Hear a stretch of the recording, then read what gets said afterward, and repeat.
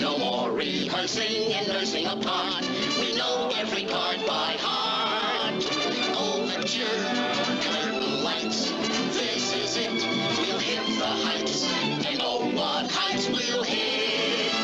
On with the show. This is it. Hey everybody, this is Goose Scott. It's On With The Show, and I'm here to talk to you about some movies that I've seen this week. Hopefully to give you some idea of what's out there and give you some good ideas for your entertainment this week. So the big movie that I saw this week is Amy Schumer's big new film called I Feel Pretty. And this film has got a few different references going on. There's a big reference to Big in the film. There are some references to Mean Girls in the film. And there's a big reference to a little-known film by Jack Black called Shallow Hal. And it's basically about, Amy Schumer is, I don't want to say the typical American woman, but she's someone that doesn't fit the norm that she thinks she should be in. In other words, she doesn't feel pretty. And so she's trying to do all these things, she's working out, she's, changing her clothes, she's trying to do these things so that she hopes to be able to feel pretty. And, but her self-esteem kind of gets in the way until she has a tragic, I don't want to say tragic, but she has an accident where she hits her head and wakes up, and the person she sees in the mirror is this gorgeous, gorgeous woman.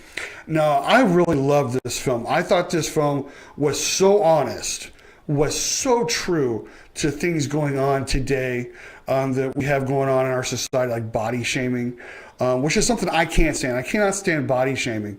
I honestly think that people who do that, those trolls out there who body shame other people, are basically just jealous, or I don't know, for whatever word or term you want to use, they just basically don't feel good enough about themselves, so they're going to go out and they're going to trash somebody else. And this movie really brings that about because, in a sense, for me personally, I think Amy Schumer's hot. That's me personally. I know other people will probably have other opinions, but I think she's hot, but it brings about that even us men, we tend to ignore certain. We ignore women because of how they look. Let's be honest. Let's just be totally honest. I mean, and that's what this film is, totally honest.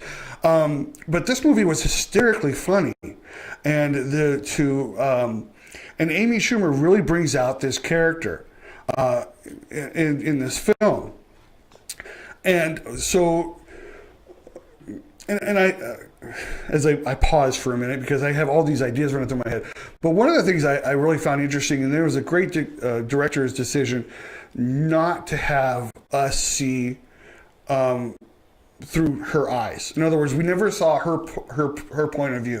We never got to see what she looked like in the mirror. And I think that was actually a well done thing. I think that was actually a good thing, mostly because it kept us believing that we see her as she really is, but she sees herself as somebody else, and in the meantime, she kind of, as we all always see, we see her grow away from her real friends, her true friends, for people who,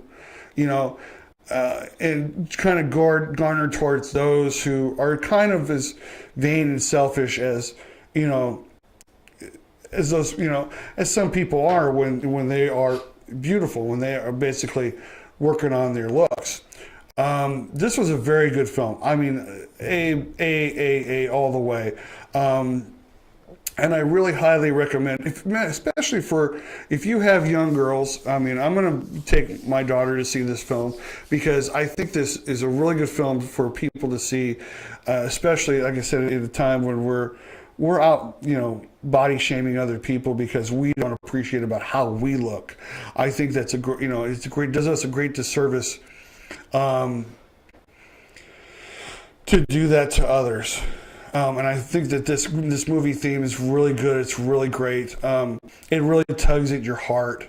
It does kind of follow a typical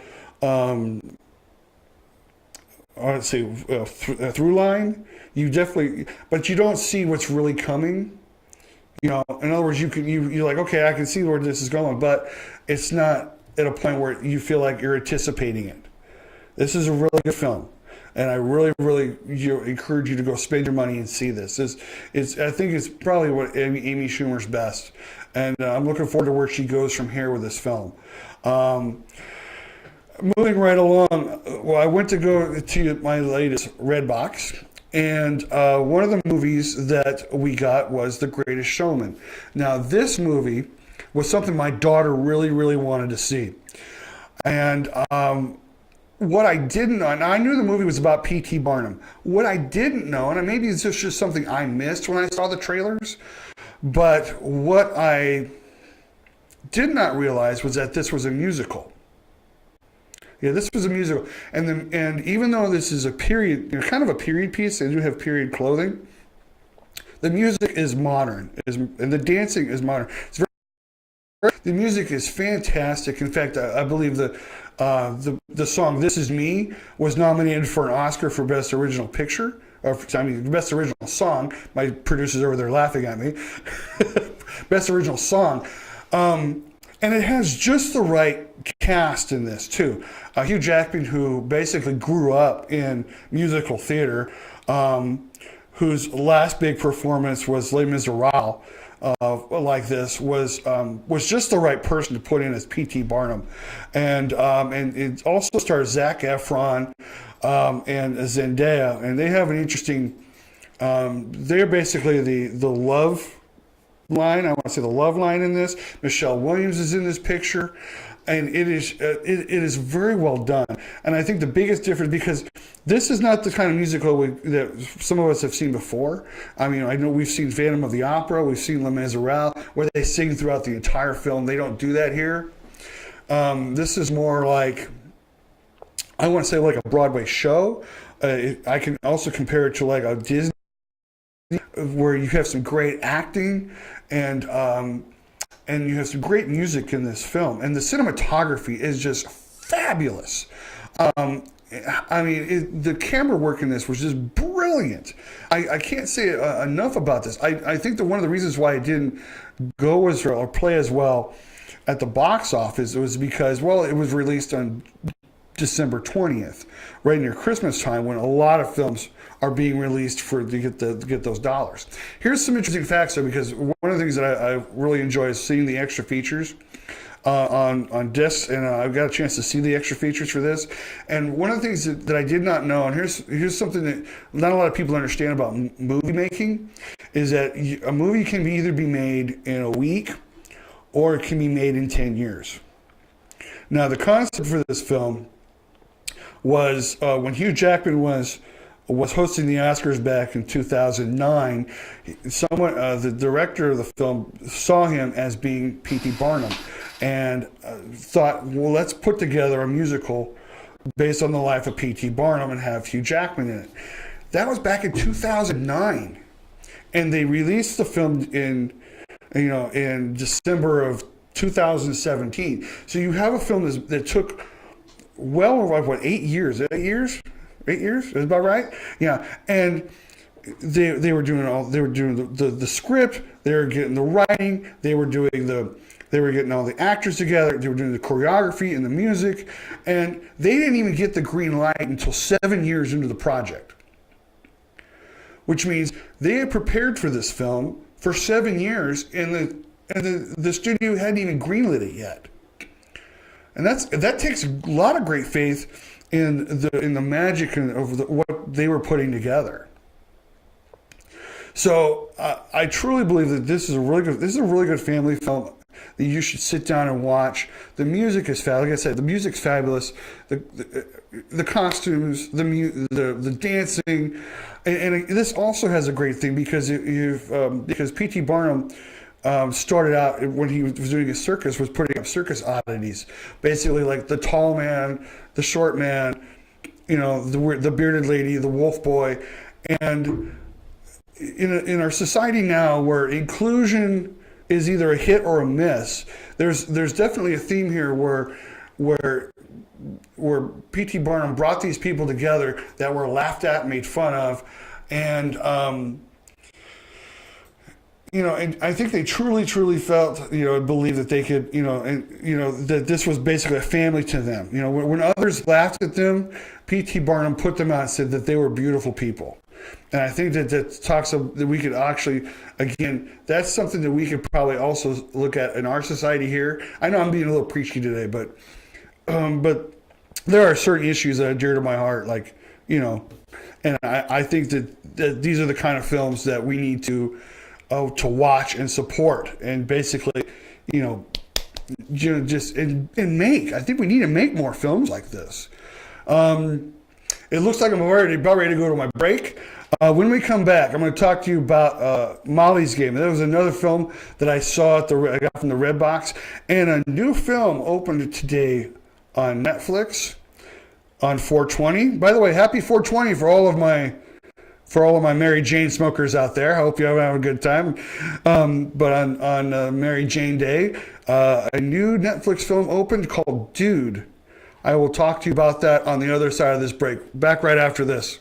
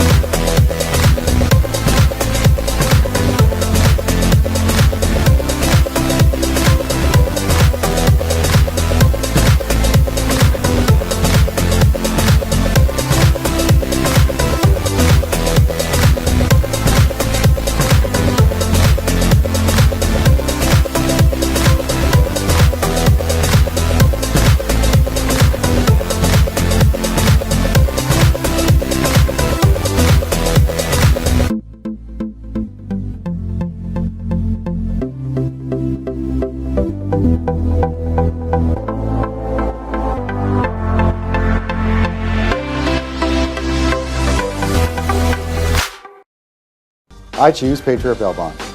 We choose Patriot Bail Bonds. We choose Patriot Bail Bonds. If the best criminal attorneys choose Patriot Bail Bonds, who would you choose? Patriot Bail Bonds. We fight for your freedom. Your home is perfect. Until it's not. We understand that life has its changes. As your family grows, we're here to help grow with you. Because taking care of your family is important to you and important to us. Your story starts here with Cornerstone Mortgage.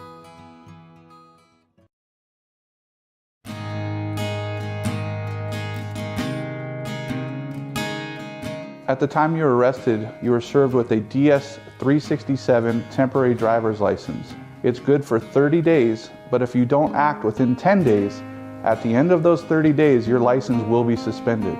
It's important for your lawyer to contact the DMV for you. Set up a driver's license administrative hearing so that your license is not going to suspension. That's something here at Braemar Law we do for you.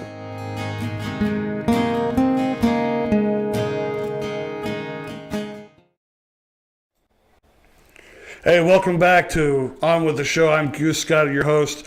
We're talking about some movies that are opening this week, or some movies that I could suggest this week. And before I start, I wanted to give my great applause to my new producer. I brought my son in to help produce my show. He's doing a fabulous job. I want to tell you, this is his first show today, and so if there's a little mistake made, don't worry about it. He'll fix it.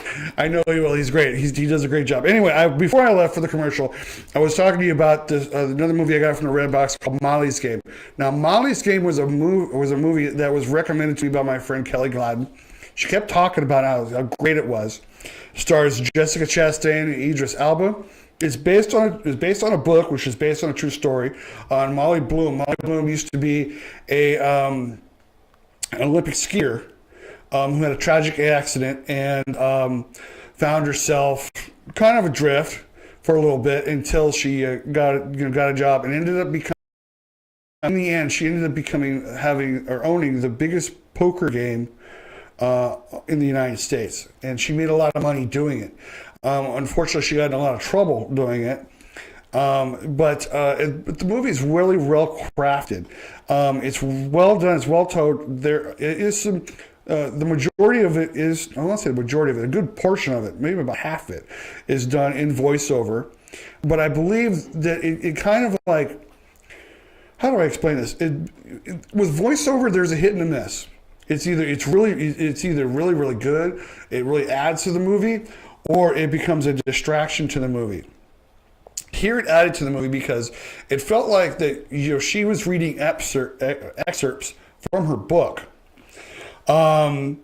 That coincided with what we were seeing on screen. In other words, rather than have us go through either long, lengthy scenes that could explain what's going on, they went through montages where it showed us and what was happening along with this voiceover.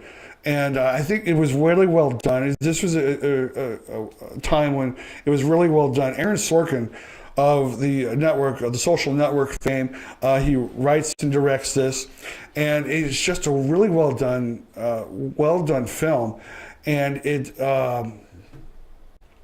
really shows. I mean, first of all, it kind of shows how someone can come from very, very low. I won't say low, but they have a tragedy, and they're able to build themselves up and to become their own person.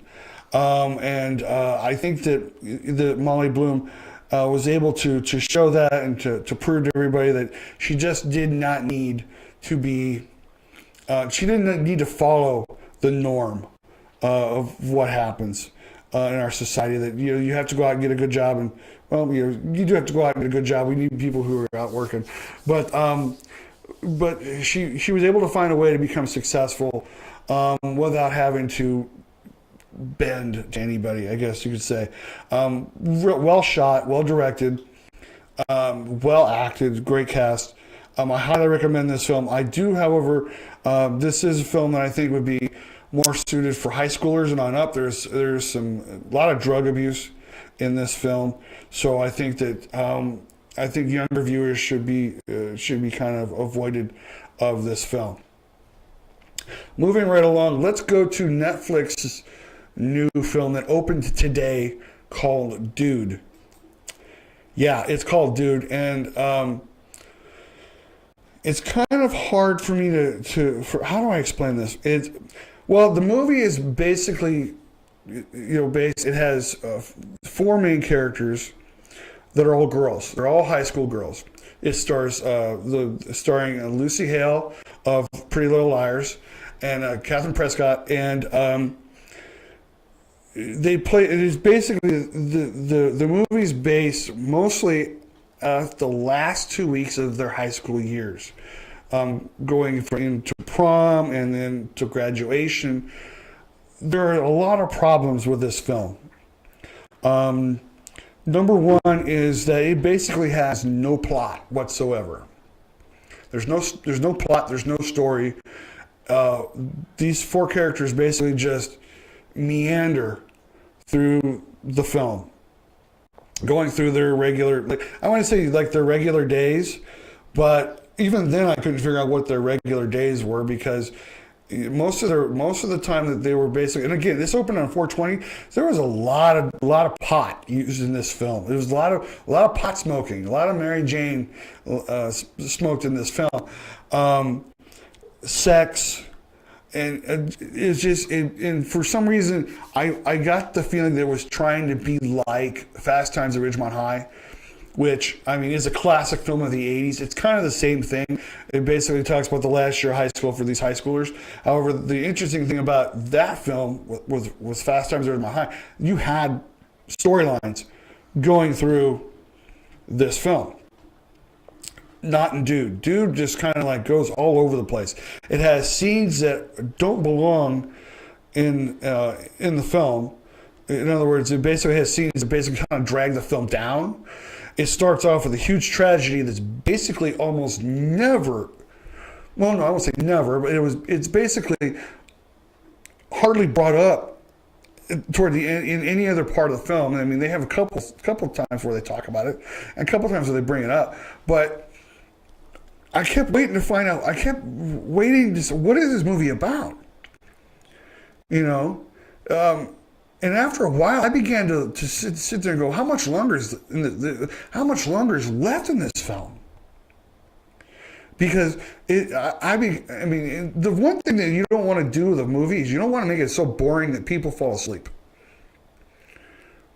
In other words, if they're tired, they're going to fall asleep. But if the movie's so boring, then it's like, you know, they're just going to kick back and close their eyes. I mean, that's what I found with this film. It was horrible. I felt like I was watching a student film. And I couldn't figure out why in the world Netflix would have this done. I remember talking to you last week about, you know, how I think it's a good thing that Hulu and Netflix have content. It opens up, you know, so many opportunities for us filmmakers. But it also creates an opportunity for things that kind of are just, you know, bad. The movie lagged. It made no sense. And after a while, I began to wonder why I was watching it. So, the best thing I can say about Dude is you don't want to watch it. That's my honest opinion. Now, where they get the name Dudes? Well, it's kind of funny because they call them, for some reason, the girls call them each other dudes. Dude, where are my dudes? There's actually a line in there. I need my dudes. Where are my dudes? And they're talking about each other, the girls. It just doesn't, I don't know if they've tried to make it ironic or it just seemed like nothing seemed to work in this film. And I think it's kind of sad. I think that there were so many possibilities because if you think about it, the pitch was probably, hey, the about 4 friends in high school who are, you know, 2 weeks left of high school and here's, you know, their lives. I think the pitch would have been it would have been so much better if they just had a story, something that went from the front to the back because there was nothing there. All right, I've said enough about this. Those are the films that I saw this week. Next week I will be talking about Infinity War. Yes, Infinity Wars opens. Infinity War opens next week. I will be there to see it. I will be there to talk about it. I'll be here to talk about it. And hopefully some other films that I will find that will make your weekend even more enjoyable. Here are some shows that are opening this weekend. Some live theater shows. Again, I'm a huge supporter of community theater. Please go out and support your local community theater. It's very, very important for everybody to keep our arts alive in Kern County and Bakersfield. Okay, opening at the Empty Space is Caligari. Now, this is based on the film, The Cabinet of Dr. Caligari. It looks really interesting. I have some friends of mine who are in it. They say the show is really coming together. It opens tonight at 6 o'clock, or at least the doors open at 6 o'clock. It would be good. It would be really good for The Curious Incident of the Dog in the Nighttime. Yes, that is a long title. Let me say it again. The Curious Incident of the Dog in the Nighttime. Yeah, my producers look at me like, oh my gosh. Golden Valley High School is putting that on. The Bulldogs. Go out. As a matter of fact, you know what? You really, if there's a high school put on a production, go out and support it. This is where it starts for them. And sometimes you can really catch a good show at your local high school. It will just knock your socks off.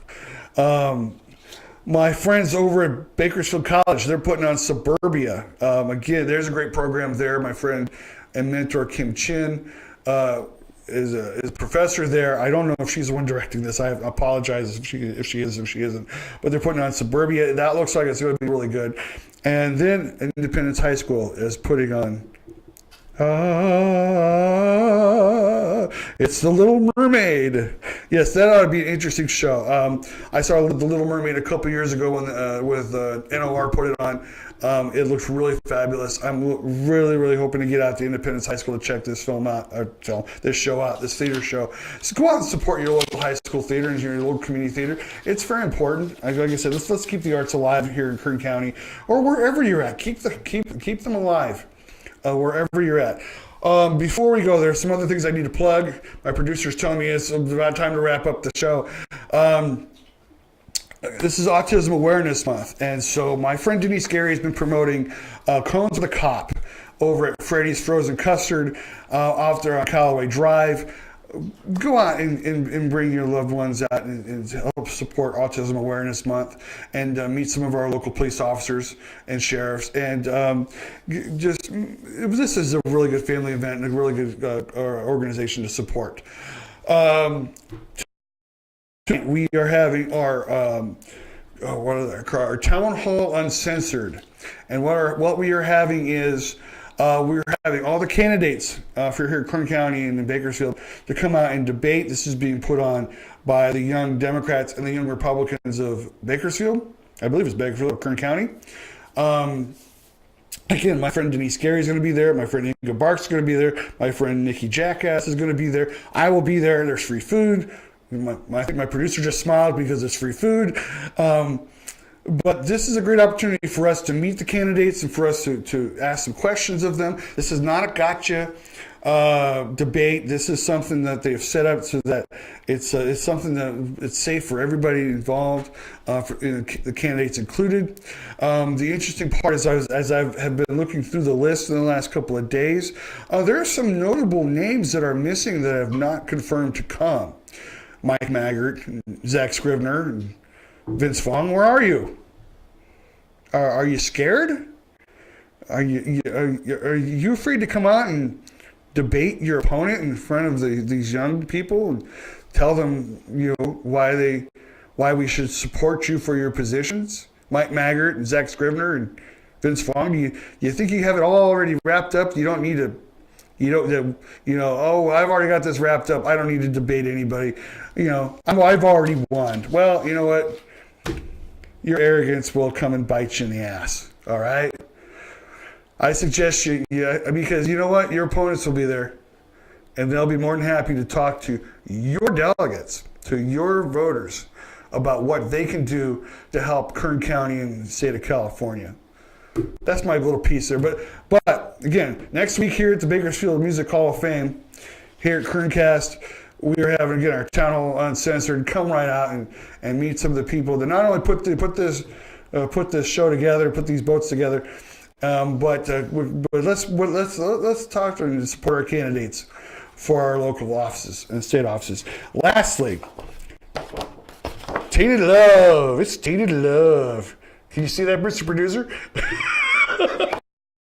Not with the bar in the bottom. Oh, okay. Yeah. Like there? Yeah, that's good. Look at that. Like that. It's Tainted Love. Tainted Love, the best of the 80s live. This is an outdoor venue going off on May 19th, 2018.